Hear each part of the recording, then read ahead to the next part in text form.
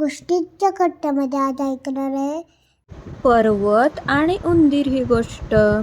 एकदा पर्वत आणि उंदरामध्ये वाद चालला होता की कोण श्रेष्ठ आहे.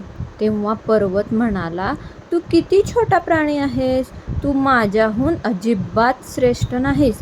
उंदीर पटकन म्हणाला, मला माहीत आहे की मी तुझ्या एवढा मोठा नाही, पण तू तरी कुठे माझ्या एवढा लहान आहेस.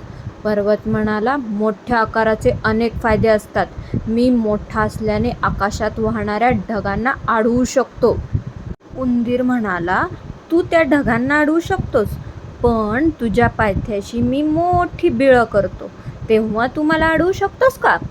छोट्या उंदराने आपल्या चतुराईने पर्वतावर मात केली व तो आपल्या बिळात घुसला. गोष्टीचं तात्पर्य आहे, छोटा असो की मोठा, प्रत्येकाला स्वतःचे महत्त्व असतेच. गोष्ट आवडली असेल तर लाईक करा, चॅनल सबस्क्राईब करा. थँक्यू.